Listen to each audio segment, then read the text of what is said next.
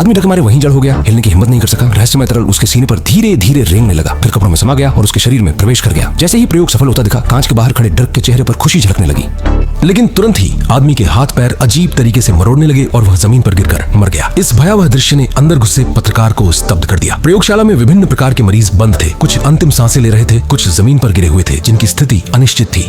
तीसरा भाई जाने की तैयारी कर रहा था, तभी अचानक किसी ने उसे पहचान लिया और मदद के लिए कांच पर जोर जोर से थपथपाने लगा। तीसरा भाई तुरंत पहचान गया कि यह वही अखबार बेचने वाली भटकती महिला है। दयालु तीसरा भाई इसे अनदेखा नहीं कर सका। वह उसे बाहर निकालने के लिए बेचैन हो गया और अग्निशामक यंत्र उठाकर कांच पर जोर से मारने लगा, लेकिन बचाए जाने के बाद वह भिखारिन महिला आभार व्यक्त करने के बजाय अचानक से 3 भाई को गिरा देती है और उसकी गर्दन को जोर से दबा देती है। इस समय जज चुपचाप स्थानांतरित हो जाता है। इसके बाद वह भिखारिन महिला जमीन पर गिरकर मर जाती है।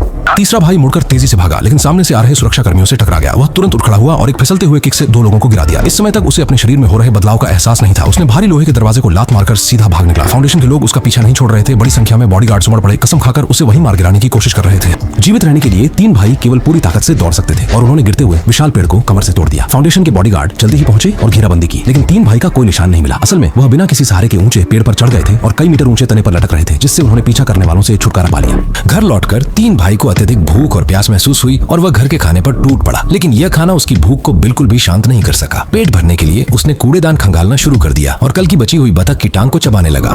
इस समय पड़ोसी से फिर से परेशान करने वाली वाद्य यंत्र की आवाज आई। शोरगुल भरी ध्वनि उसके कानों को परेशान कर रही थी। वह अच्छे इरादे से याद दिलाने गया, लेकिन सामने वाले ने ढीठ रवैया अपनाया। 3 भाई ने तुरंत डरावना चेहरा दिखाया। पड़ोसी डर के मारे 2 कदम पीछे हट गया और जल्दी से माफी मांगी।